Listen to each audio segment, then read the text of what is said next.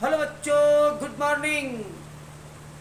आज हम लेके आए हैं आपके लिए हेलो एल्केन, हेलो एरीन। तो वही बात करेंगे हेलो एल्केन बनाने की वीडियो में।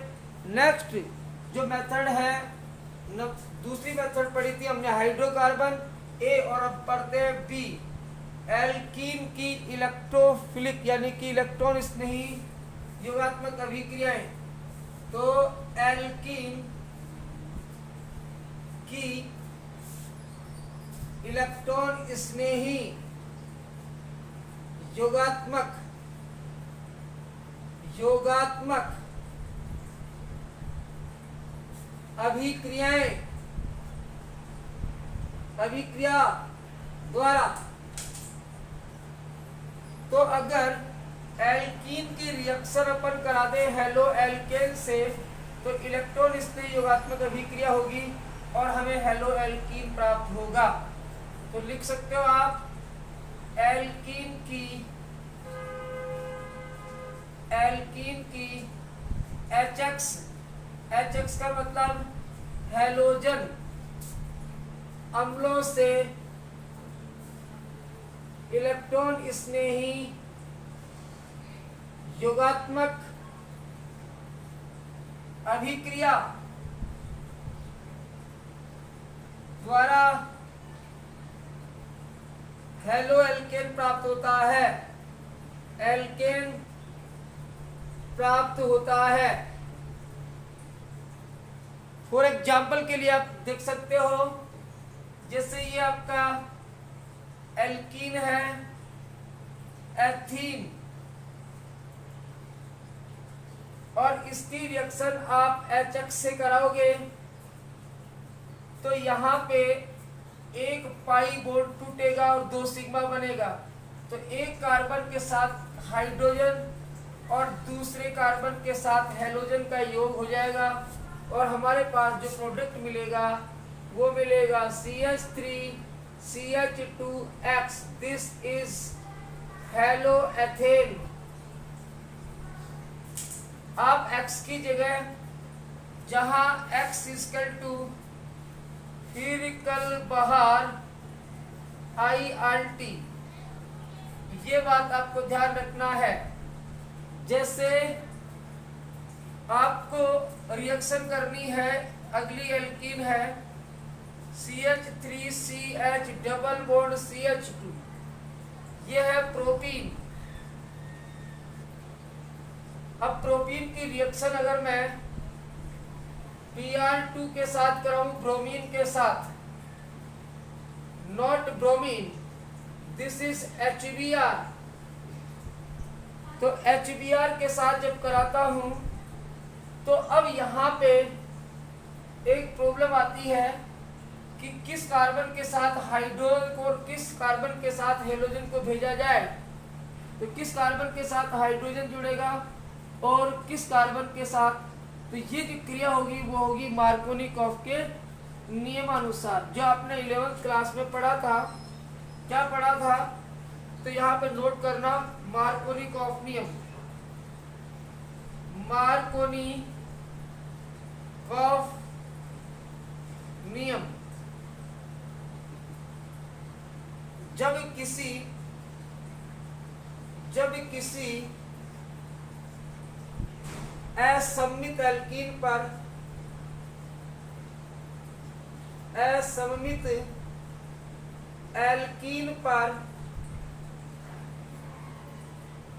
HX का योग कराया जाता है,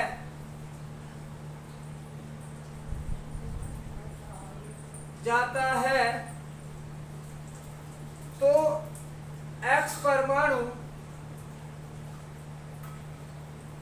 उस कार्बन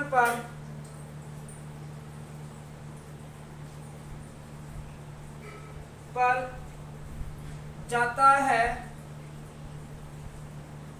जिस पर हाइड्रोजन परमाणु की संख्या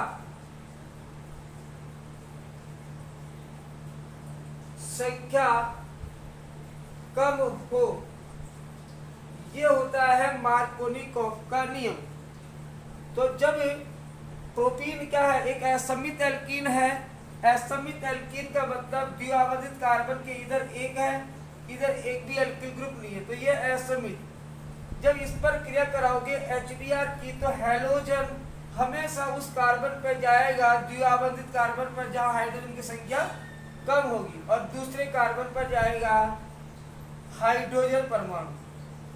तो इस प्रकार जो प्रोडक्ट मिलेगा वो मिलेगा CH3CHBr और ये मिलेगा CH3। तो ये जो कुल मिला के अपन को मिलेगा वो मिलेगा 2 ब्रोमो प्रोपेन। इस प्रकार से ये जो है वो मार्कोनी-कॉफ के नियम के अनुसार बनने वाला प्रोडक्ट है। तो इस प्रकार से एल्कीन की रिएक्शन हैलोजन एसिड से हम करा सकते हैं और हैलो एल्केन प्राप्त हो जाता है। तो आप इसका स्क्रीनशॉट ले सकते हो।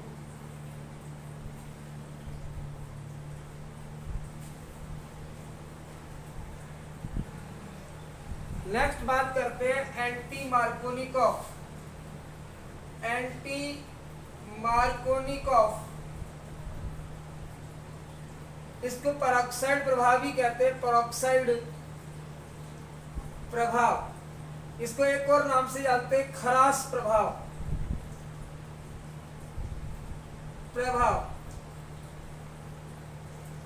देखो, जब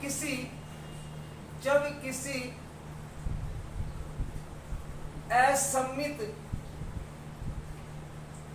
एल्कीन पर HBr का योग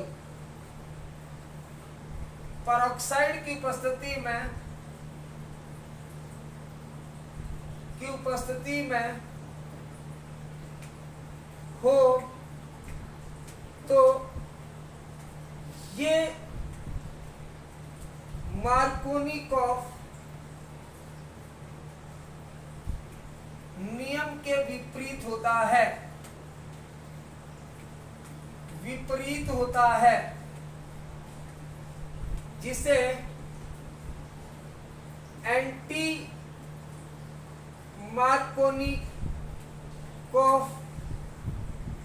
रूल्स या पेरोक्साइड इफेक्ट या खरास इफेक्ट कहते हैं। देखो, बात करते हैं अपन जैसे CH3CH डबल बॉन्ड CH, क्या है ये? प्रोपीन है। और जब इसकी रिएक्शन करते हैं HBr के साथ, लेकिन ये रिएक्शन अब जो होगी वो प्रेजेंट ऑफ पेरोक्साइड पर ऑक्साइड की प्रेजेंस में होती है। तो ये जो क्रिया होगी मार्कोनिकॉफ के नियम के विपरीत होगी। अर्थात इस बार जो हैलोजन है वो जाएगा इस पर और हाइड्रोजन जाएगा इस पर। तो इसके अनुसार बनेगा CH3CH2CH2X या Br। तो एंटी मार्कोनिकॉफ के लिए कुछ शर्तें हैं। शर्त है इसके लिए, एक तो HBr की आवश्यकता होती है और एक पेरोक्साइड के लिए। तो ये कंडीशन है एंटी मार्कोनिकॉफ के नियम के अनुसार, HBr होना चाहिए और पेरोक्साइड उपस्थित होना चाहिए। तो इस प्रकार से ये हो गया आपका एंटी मार्कोनिकॉफ। तो एल्कीन से भी हम क्या बना सकते हैं? हैलो एल्केन बना सकते हैं। तो आप इसका स्क्रीनशॉट ले सकते हो।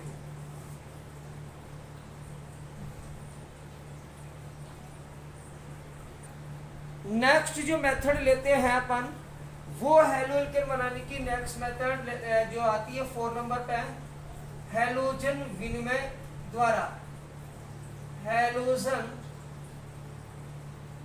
विनिमय द्वारा by exchange of halide halogen के एक्सचेंज के द्वारा भी हम क्या कर सकते हैं, हैलो एल्केन बना सकते हैं। कैसे? जैसे जब ब्रोमो एल्केन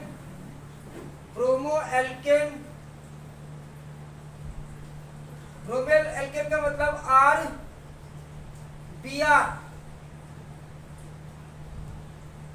या क्लोरो एल्केन इसको कह सकते हैं RCl को एसीटोन की उपस्थिति में, एसीटोन ध्यान रखना, एसीटोन, या फिर बोल सकते हैं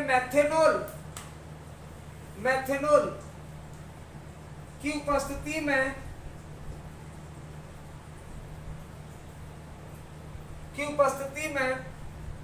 NaI का मतलब सोडियम आयोडाइड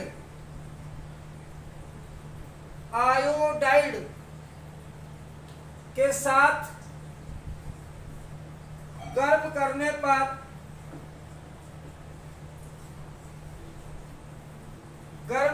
पर आयोडो एल्केन बनती है। ये आयोडो एल्केन बनाने की विधि है। ये आयोडो एल्केन बनाने की विधि होती है। तो इस बात को आप नोट कर लेना कि चाहे क्लोरो एल्केन है या ब्रोमो एल्केन है, उनको अपन एसीटोन की प्रेजेंस में अपन गर्म करेंगे। किसके साथ गर्म करेंगे? सोडियम आयोडाइड के साथ, तो हमें आयोडो एल्केन प्राप्त होती है। तो इस रिएक्शन को आप बहुत अच्छे से समझ सकते हैं। जैसे कि मैं कहूं हमारे पास एक एल्केन है RCH2Br, एक और एल्केन है RCH2Cl। जब मैं गर्म करता हूं इसको NaI सोडियम आयोडाइड के साथ, इसको भी गर्म करता हूं NaI सोडियम आयोडाइड के साथ, तो इससे गर्म करने पर ये NaBr तो निकल जाएगा और ये I इसके साथ जुड़ेगा, तो हमें मिलेगी RCH2I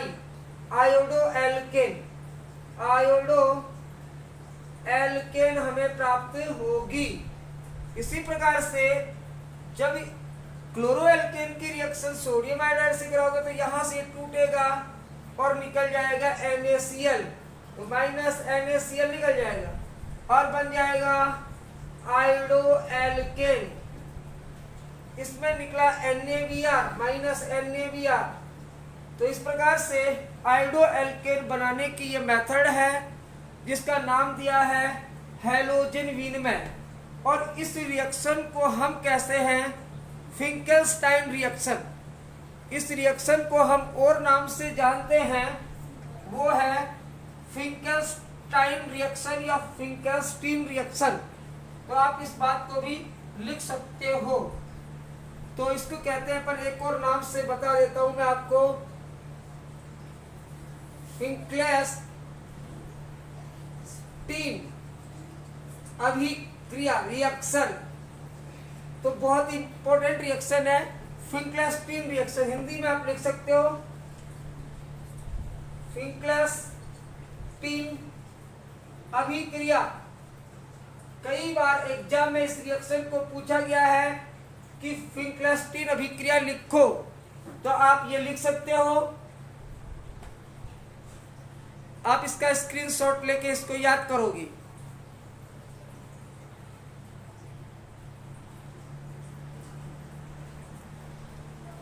तो हैलोजन विनिमय में हमने पहली रिएक्शन पढ़ी फिंकेल्स्टाइन रिएक्शन।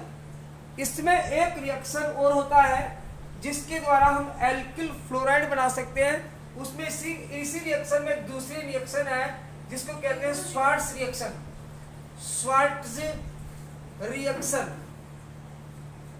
रिएक्शन। इस रिएक्शन में श्वार्ट्ज रिएक्शन लिख देता हूं मैं, श्वार्ट्ज अभिक्रिया। अब ये इसमें सबसे पहले ध्यान देखिए ये किस काम आती है, एल्किल फ्लोराइड बनाने के काम आती है। ये बनाती है आरएफ बनाने में काम आती है ये रिएक्शन। पहली बात तो ये ध्यान रखना, श्वार्ट्ज रिएक्शन से द्वारा हम क्या बना सकते हैं, आरएफ फ्लोरो एल्केन या एल्किल फ्लोराइड हम बना सकते हैं। इस अभिक्रिया में करते क्या है, इस अभिक्रिया में एल्किल फ्लोराइड, एल्किल फ्लोराइड का मतलब आरसीएल व एल्किल ब्रोमाइड, इसका मतलब आरबीआर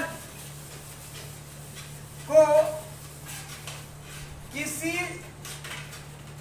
धात्विक फ्लोराइड, धात्विक फ्लोराइड।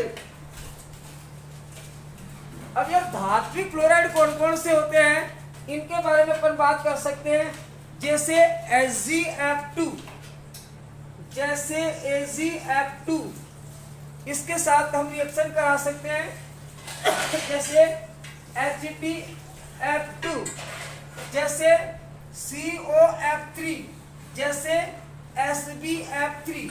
ये सब क्या है, ये सब मेटलिक फ्लोराइड है, धात्विक फ्लोराइड है। इनके साथ रिएक्शन कराएंगे तो धात्विक फ्लोराइड जैसे के साथ अभिक्रिया से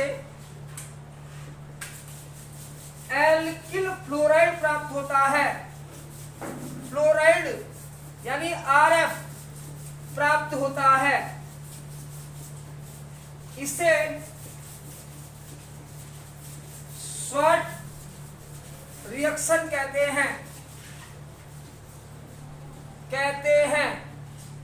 ये आपको ध्यान रखना है। जैसे कि मैं किसी एल्किल क्लोराइड को लेता हूं, RCH2Cl है, और इसकी रिएक्शन में कराता हूं AgF2 के साथ। किसके साथ कराता हूं, AgF2 के साथ। तो इसमें होना क्या है, ये जो बंदा है Ag, ये तो निकल जाएगा, AgCl के रूप में निकल जाता है, और इसके बाद में जो बचता है वो बनता है CH3F। तो आपके ये तो निकल गया इसके साथ, और अब जो बचेगा वो बनेगा RCH2F, और आपका निकला AgCl। तो इस प्रकार से ये रिएक्शन आप कर सकते हो। तो भैया जी Ag2F2 को हम लिख सकते AgF। तो AgCl निकल गया, इसके साथ लग गया, तो ये बन गया आपका एल्किल फ्लोराइड। इसी प्रकार से एक एल्किल ब्रोमाइड लेके देख लो, CH3Br, इसकी रिएक्शन करा दो आप AgF के साथ। जैसे रिएक्शन कराओगे Ag बार निकल जाएगा और निकलेगा CH3F। इसको बोलते हैं मैथिल फ्लोराइड।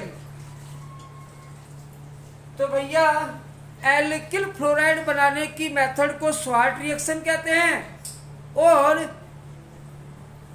एल्किल आयोडाइड बनाने की जो प्रोसेस है उसको हम कहते हैं फिंकलेस्टाइन अभिक्रिया। तो इस प्रकार से हम हैलोजन एक्सचेंज करके भी हैलो एल्केन बना सकते हैं। तो प्लीज टेक स्क्रीनशॉट, आप स्क्रीनशॉट ले सकते हैं। 5 कार्बोक्सिलिक अम्ल, कार्बोक्सिलिक एसिड के सिल्वर लवण,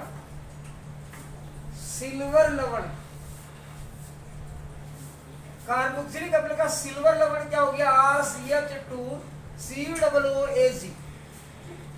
कार्बोक्सिलिक अम्ल के सिल्वर लवण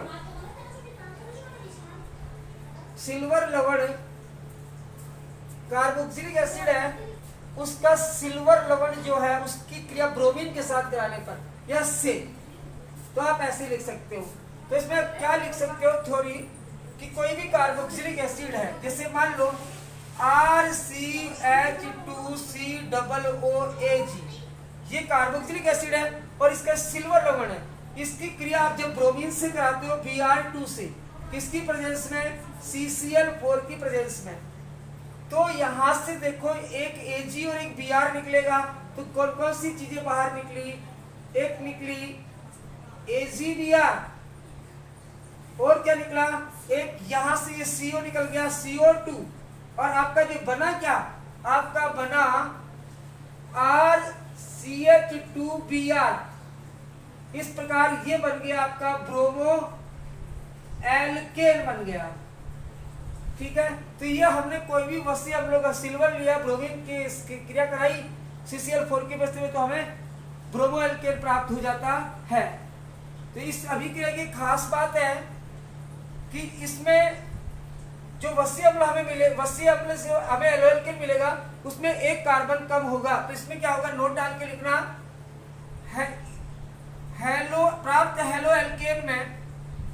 प्राप्त हेलो एल्केन में कार्बोक्सिलिक एसिड से एक कार्बन कम होता है। और सबसे बड़ी बात, इसको एक और नाम से जानते हैं, इसको कहा जाता है हुन्स-डीकर रिएक्शन। हुन्स-डीकर अभिक्रिया कहते हैं, इसको हुन्स-डीकर रिएक्शन भी कहते हैं। तो कहने का मतलब यह हो गया कि आप कोई भी कार्बोक्सिलिक एसिड ले लो, जैसे मैंने कार्बोक्सिलिक एसिड लिया प्रोपेनोइक एसिड, तो लिख सकते हो CH3CH2COOH, ये लिया आपने प्रोपेनोइक एसिड।